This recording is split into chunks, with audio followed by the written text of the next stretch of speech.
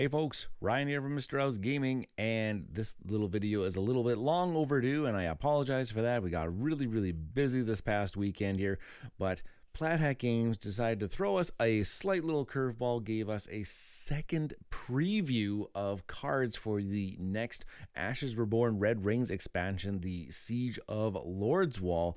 Yeah, we got preview number 1 last week already, and I did a little bit of a reaction video on that one, and now they pretty much the day after they gave us preview number 2 very unexpectedly, and so that's what this video is going to be all about. Let's take a look at the cards that they are announcing in this set here. It's going to be so cool, especially the artwork that they have right up on the page here, that, you know, grabbing upon that mount and just riding that stallion in here, which is the very first card that they have here, the Summon the Shining Stag mount ready spell for a class and a basic. It's the mount aspect where that mount mechanic where it says remove the unexhausted ally that you control from play.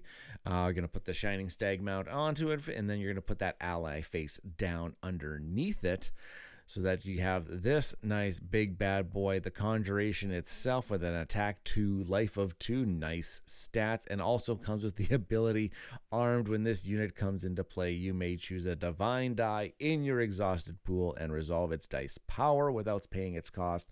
So bringing in that divine die, putting it onto one of your units and increasing its attack value by 1 for the duration of the round while it's on that particular unit. And of course, we also saw last week in that last week's video that we also had that ready spell called Radiant Light, where if this ready spell is in play, divine die on your cards not only increases the attack value by 1, but also increases the life value and recover values by 1 as well.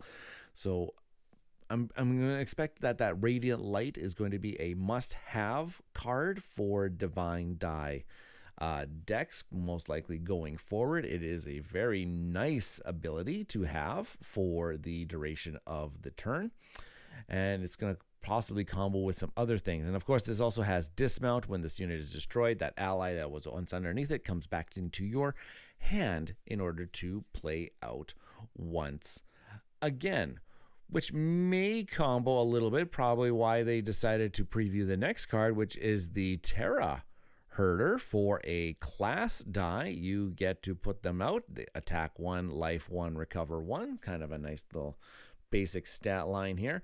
But when this unit comes into play, place a Terra Hatchling Conjuration onto the battlefield, which is right here.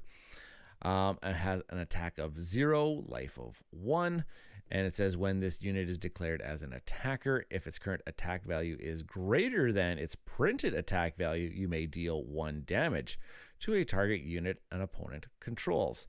So let's bring in those divine dice. If this has a divine die on it, obviously its attack value is going to be then greater than it's printed. You'll be able to deal those 1 extra damages, which could be ever so handy, just kind of, you know, taking out, maybe it's that last damage to take out that aspect, or it's that last damage to take out one of those really pesky little units on your opponent's side, so that you can maybe attack their Phoenixborn or whatnot. And of course, there's so many other cards that I'm just going to blank on their names currently that also interact with increasing the attack values of cards and units you have in play.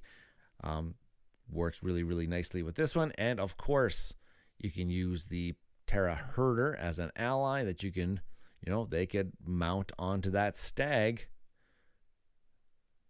Yep, they can mount onto that stag there, and then therefore they can come back into your hand, and you can play them down again later on, and, you know, get some more of those Terra Hatchlings coming out the way.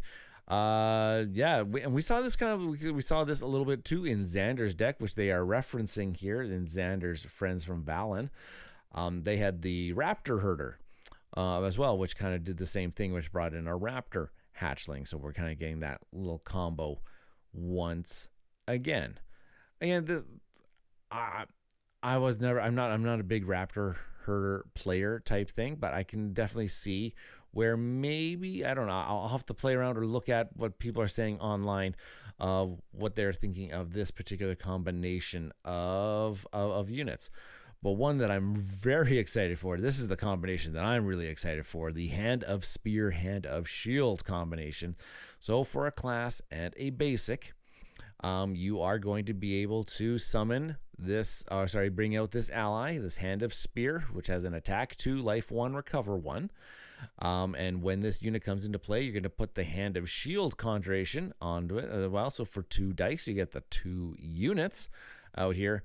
But what I'm really excited for is that this one also comes with Quick Strike. So while this unit is attacking, it deals its damage before the unit's in battle with it. So it's going to deal that 2 damage, or if it's got a divine die on it, it'll have that attack of, it'll have an attack of 3 on it as well. And you know what? Why not, for good measure, if this card is the Radiant Light is also in play here, you got a divine die on this Hand of Spear. It's now an attack of 3, life of 2, recover of 2, which is really, really insane for this particular card. And you can keep them around because Hand of Shield has the unit guard ability. So typically only your Phoenixborns could guard against units being targeted, but when the unit guard cards are out in force, they can also guard our units. They can guard our Hand of Spear, so making sure that it can stick around for maybe using that Quick Strike multiple times. And so this is a very much a conjuration of these kind of like spirit-like figures. That is very much a James Endersight, which is what they are referring to here. Getting on the pairing up theme, raising 2 loyal souls from the dead. The Hand of Spear, Shield, and Shield each boast a powerful battle-centric abilities.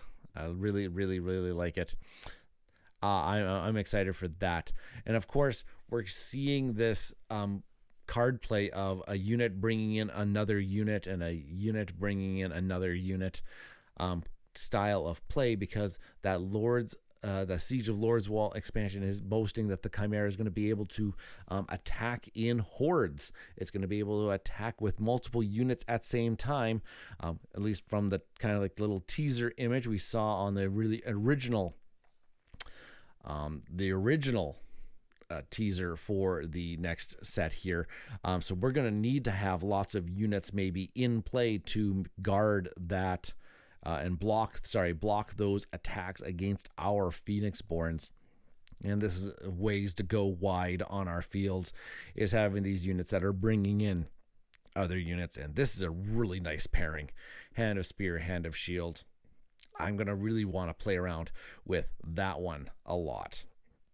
Outside of Red Rings, I feel like this is going to be a really nice little combo that a lot of people may gravitate towards, because it seems pretty darn good, especially with that attack 2 Quick Strike. It can take care of a lot of different units in that ability. All right, well, there is the next preview. I wonder when we're going to get the next preview. Hopefully I'll be able to get my reaction out a little bit quicker after the fact here. But yes, there is preview number 2 from Ashes Reborn, Red Rains, the Siege of Lordswall. Can't wait to see what we're going to get next. Maybe leave a comment in the description of this video. What kind of cards are you thinking that we're going to see in this next expansion set? Of the cards that have been revealed already, what are your favorites, and which ones are you looking at really wanting to play in the very near future? Let me know in the comments. And as always, thank you for the supports and everything for that. So put a like on this video, subscribe to the channel if you haven't done so already. If you're new to the channel, I like providing Ashes Reborn content. Thank you to Nikki and Nick over there at Plaid Hat Games. They have consistently sent me the Red Rains cycle content to cover on this channel, and that is not going to be any different when the Siege of Lordswall comes about. All right, everybody, that is my quick little reaction. And as always, thanks for watching. We'll see you in the next one. Cheers, everybody.